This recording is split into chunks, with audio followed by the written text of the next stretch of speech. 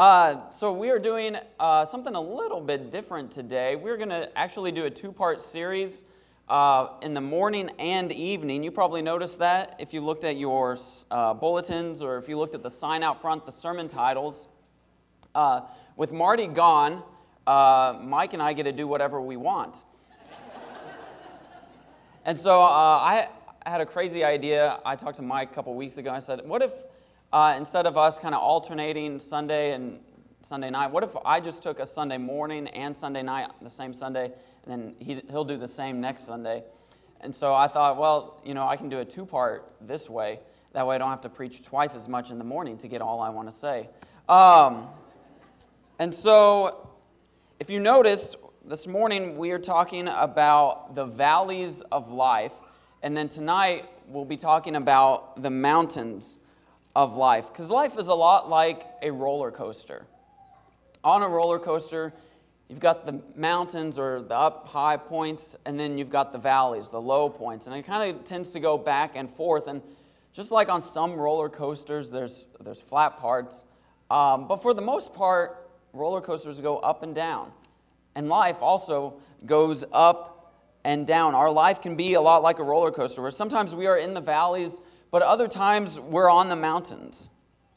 And that's going to happen no matter what. But the question becomes, what do we do in those situations? How do we respond when we are in the valleys? How do we respond when we're in the mountains? And for our answers this morning and tonight, we're going to find the answer in the Psalms, in the book of Psalms. And the book of Psalms for me used to be kind of a hard book to think about. It's 150 songs, but what do they mean? How do I use these 150 psalms? There's no notes, and so I certainly can't sing them, or I could try and make up my own lyrics, I'm sure. But there's also no continual story from chapter to chapter. Now, the individual psalms, some of them certainly tell stories, and you can kind of grasp that story, but there's no consistent story from chapter to chapter, like in the Gospels or in the historical books of the Old Testament. And so this morning and tonight, I want us to look at what these valleys and mountains of life look like, and then talk about how the Psalms can speak into those moments of life. How we can use those Psalms or these Psalms to address those situations. And so, when looking at the valleys, there are two types of Psalms that I want us to kind of talk about tonight or this morning, use. Two genres, and they are the laments, and then there's also what's called the imprecatory Psalms. Laments. We know what those are for the most part. They're psalms about lamenting. The psalmist is expressing grief or sorrow over some kind of situation. They're usually accompanied by a sense of mourning or anguish. And many of the laments begin with the psalmist calling or crying out, "O Lord," or "O God." They're crying out to God for a particular situation. They're lamenting or maybe even complaining a little bit. And while lamenting or even issuing some kind of complaint before God is what makes this psalm a lament, the purpose and use of the laments is much more than just an outpouring of emotion. The idea is not simply to vent or release a bunch of emotion. There's a much deeper, meaningful purpose behind lament psalms, which we'll get to in a moment. And then the second type of psalm that shows an individual in what we might call this valley of life is called the imprecatory psalms. And it's this idea of calling down cursings upon an individual or a group of people. And when we say cursings, we're not talking about curse words or the four-letter words. We're talking about cursings or cursing someone.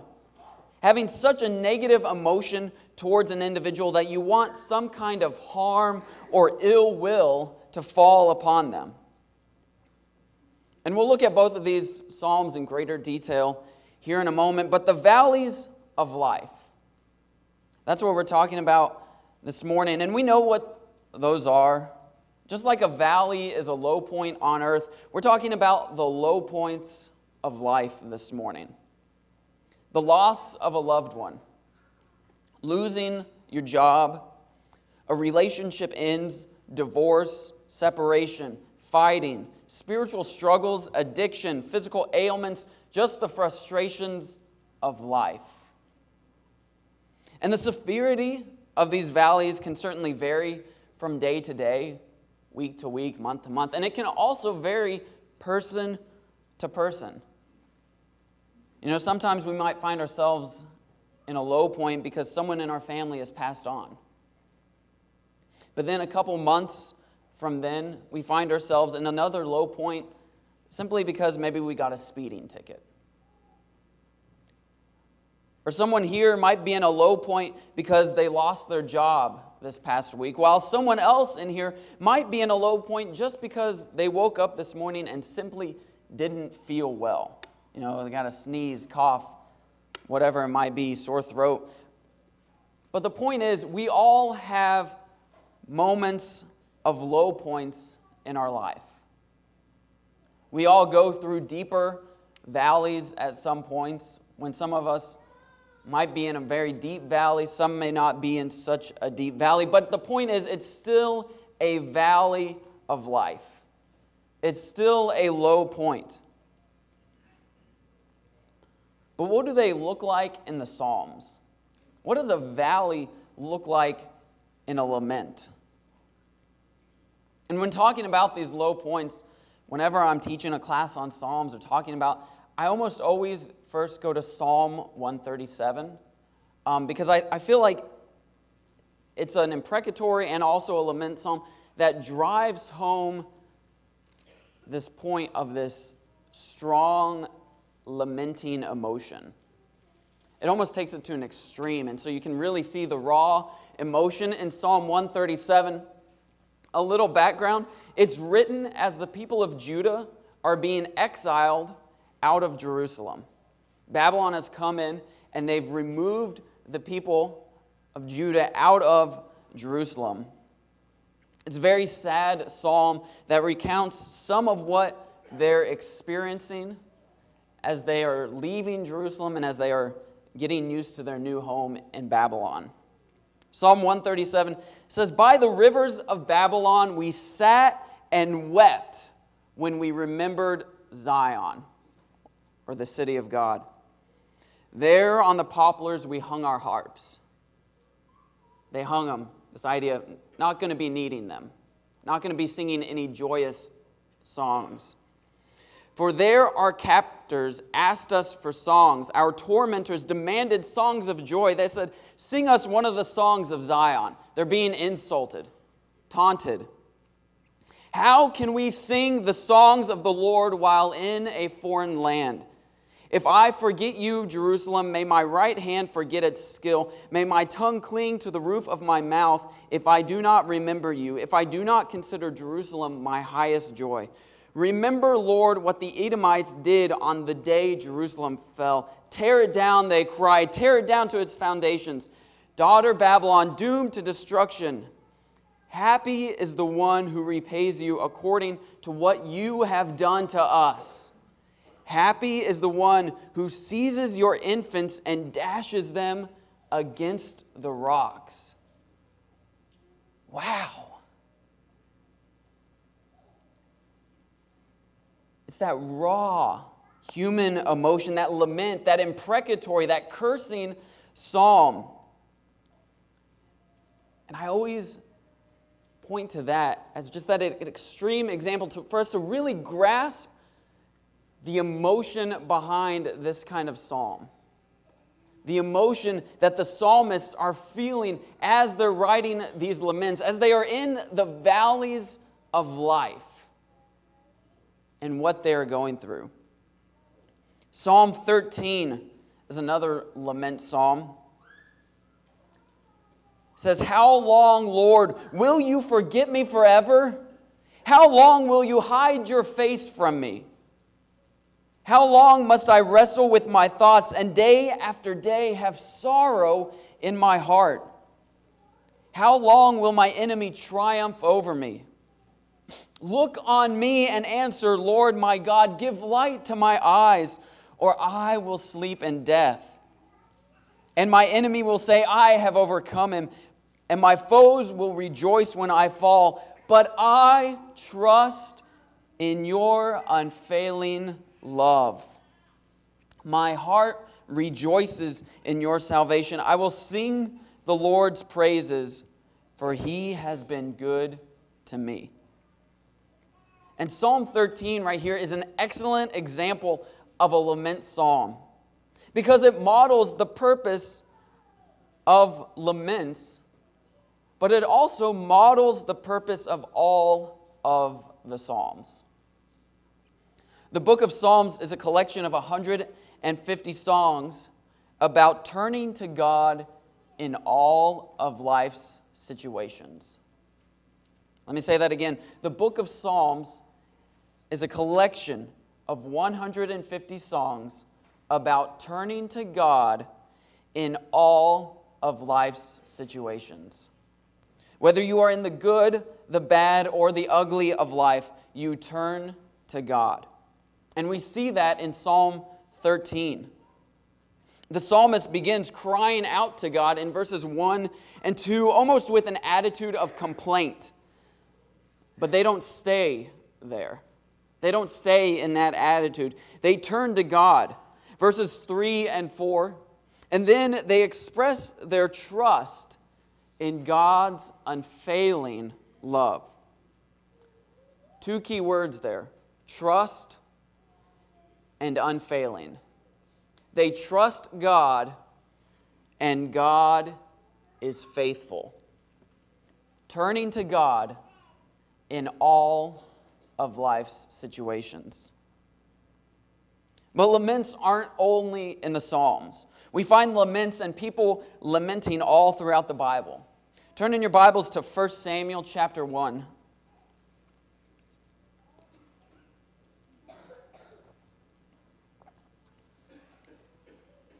First Samuel chapter 1, we find here the story of Hannah, a woman who has no children, but desperately wants, desires to have children. And so she prays to God over and over. And we're going to pick up the story in verse 9 of chapter 1, 1 Samuel. Once when they had finished eating and drinking in Shiloh, Hannah stood up. Now Eli the priest was sitting on his chair by the doorpost of the Lord's house. In her deep anguish, Hannah prayed to the Lord, weeping bitterly. And she made a vow, saying, Lord Almighty, if you will only look on your servant's misery and remember me, and not forget your servant, but give her a son, then I will give him to the Lord for all the days of his life, and no razor will ever be used on his head. Hannah prays to God for a child, and she later says, in speaking to Eli, she says in this prayer she was pouring out her soul to the Lord. She's pouring out her soul. She's expressing it all before God, laying it all before him. She's calling out to God for him to bless her with a child. And as the story unfolds, God blesses her with a child, and we'll actually talk about that tonight. But when we are first introduced to Hannah, she's in the valley. God answers Hannah's prayer, but he doesn't always respond the way the one lamenting wants. 2 Samuel chapter 12, verse 15. 2 Samuel 12, verse 15, it says, After Nathan had gone home, the Lord struck the child that Uriah's wife had borne to David, and he became ill. David pleaded. He pleaded with God for the child. He fasted and spent the nights lying in sackcloth on the ground. He's in mourning. The elders of his household stood beside him to get him up from the ground, but he refused, and he would not eat any food with them. And on the seventh day, says the child died. We know the story. David commits adultery with Bathsheba. She becomes pregnant, gives birth to a son, and the child becomes ill. And David pleads for the child. He prays, he fasts, he's in mourning. He too is in the valley. Two people lamenting, two different outcomes, but both turned to God. Both put their trust in God. One final example of a lament in the Bible, and it's the story of Job. We know the story of Job fairly well. He's a righteous man with many blessings. Satan takes them away in hopes that Job will curse God, but he doesn't. And we use the story of Job a lot as a lesson about persevering or being faithful during the hard times. But it's also wisdom literature that seeks to answer the question, why? And Job, throughout the book, laments many times. I just want to read a few of the laments. This is Job chapter 3. It says, "After this, Job opened his mouth and cursed the day of his birth. He said, 'May the day of my birth perish, and the night that said a boy is conceived. That day, may it turn to darkness. May God above not care about it. May no light shine on it. May gloom and utter darkness claim it once more. May a cloud settle over it. May blackness overwhelm it. That night, may thick darkness seize it. May it not be included among the days of the year, nor be entered in any of the months. May that night be barren. May no shout of joy be heard in it.'" And then chapter 10, Job says, "I loathe my very life. Therefore I will give free rein to my complaint and speak out in the bitterness of my soul. Why then did you bring me out of the womb? I wish I had died before any eye saw me. If only I had never come into being or had been carried straight from the womb to the grave." Job is lamenting. But despite these laments, the message of Job is that we as humans cannot fully comprehend the wisdom of God. Job chapter 9, verse 4 says, "His wisdom is profound," talking about God. God's wisdom is profound. God's power is vast. Who has resisted him and come out unscathed? He moves mountains without their knowing it and overturns them in his anger. He shakes the earth from its place and makes its pillars tremble. He speaks to the sun and it does not shine. He seals off the light of the stars. How then can I dispute with him? How can I find words to argue with God? But despite this failure on our part of not being able to comprehend, not being able to understand God's wisdom, we can still seek God. We can be in a relationship with him and put our trust in God.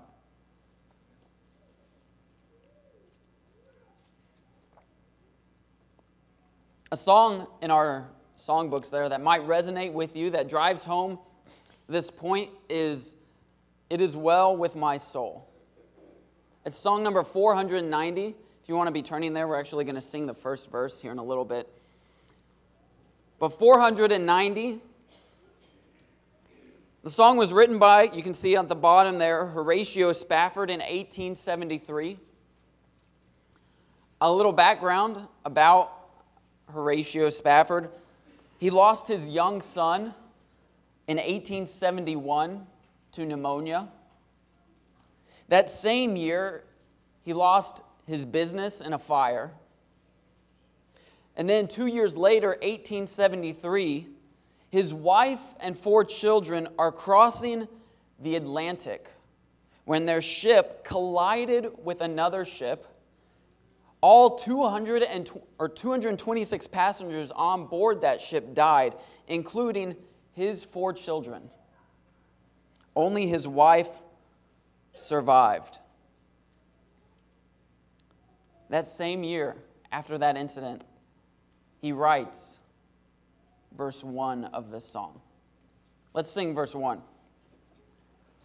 When peace like a river attends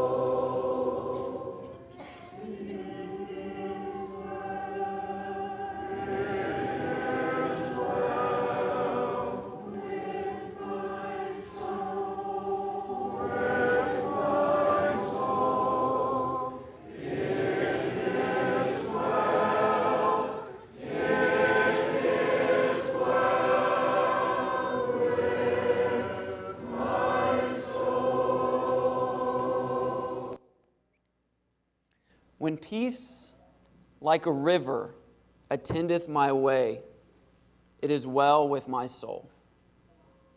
When sorrows like sea billows roll, whatever my lot, thou hast taught me to say, it is well with my soul. Another song that reflects this same idea, it's a bit of a newer song. I've led it a few times here, and it's called Blessed Be Your Name. The lyrics for that song, it says, Blessed be your name in the land that is plentiful, when your streams of abundance flow. Blessed be your name. Blessed be your name when I'm found in the desert place. Though I walk through the wilderness, blessed be your name. Every blessing you pour out, I'll turn back to praise. When the darkness closes in, Lord, still I will say, blessed be your name. When the sun's shining down on me, when the world is all as it should be, blessed be your name. Blessed be your name on the road marked with suffering. Though there's pain in the offering, blessed be your name. Then the chorus is simply, blessed be the name of the Lord, blessed be your name. Blessed be the name of the Lord, blessed be your glorious name.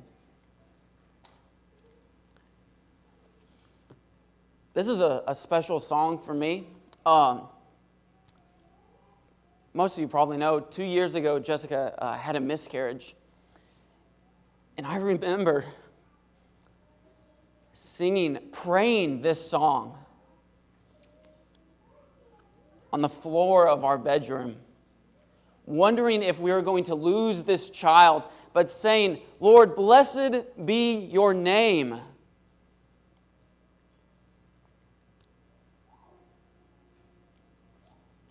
I remember going through infertility after that miscarriage and still praying this song, that no matter what happened, Lord, blessed be your name.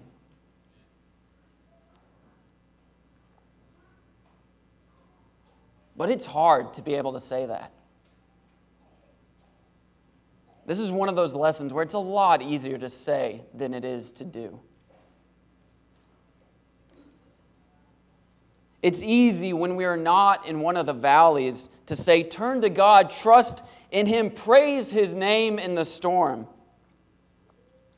But then when we find ourselves in the valley, it's hard to do that. It's hard to have this kind of attitude. And it's hard for a number of different reasons. It's hard because we might be sad. And when we're sad, we have a tendency to focus on ourselves. We would much rather turn inward instead of upward. It's also hard because many times when we're in that valley, we might find ourselves angry. We had a set image in our mind of what our life would look like. And then when something happens that doesn't quite fit into that image, we get angry, we get frustrated. And instead of maybe turning to God by placing our trust in Him, we turn to God and get angry because we want to get that emotion out. And while that might be a first response, to get that emotion out, that raw, authentic emotion, the goal is not to stay there. We have to eventually turn the situation over to God. We can't rely on ourselves to fix it, but we have to trust in God. And it's a growing process. When we're in the valley, we grow and learn to turn to God more and more. And as life goes on and we encounter various kinds of valleys in life, we grow in our willingness to trust God. It might become easier to trust God with future valleys because of the past. So I want us to close with this idea with Psalm 121.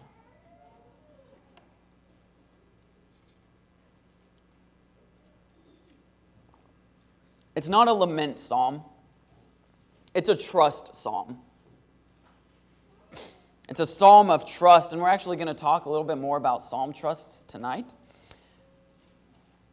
But it's a psalm written after the valley.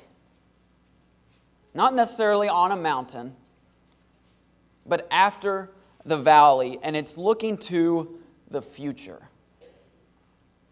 Psalm 121, it says, I lift up my eyes to the mountains. Where does my help come from? My help comes from the Lord, the maker of heaven and earth. He will not let your foot slip. He who watches over you will not slumber. Indeed, he who watches over Israel will neither slumber nor sleep. The Lord watches over you. The Lord is your shade at your right hand. The sun will not harm you by day, nor the moon by night. The Lord will keep you from all harm. He will watch over your life. The Lord will watch over your coming and going, both now and forevermore. There are times when we all find ourselves in a valley. I know there are members here this morning who are in that valley of life. And to those in the valley, I pray that you will find comfort and strength in Psalm 121. I also want to encourage you, if you are in the valley, to not feel like you have to put up a false front. You don't have to always act. In fact, you never have to act like everything is going great and perfect. It's okay to lament. And to those not in a valley today, let us be a comfort to those in a valley. Let us not expect everyone to always be happy and say life is great. Instead, let us be ready to listen when we find someone in a valley. If you're in a valley today and need prayer, or maybe you just need some encouragement, here in a moment we're going to sing the invitation song. And we want to be a source of comfort to you.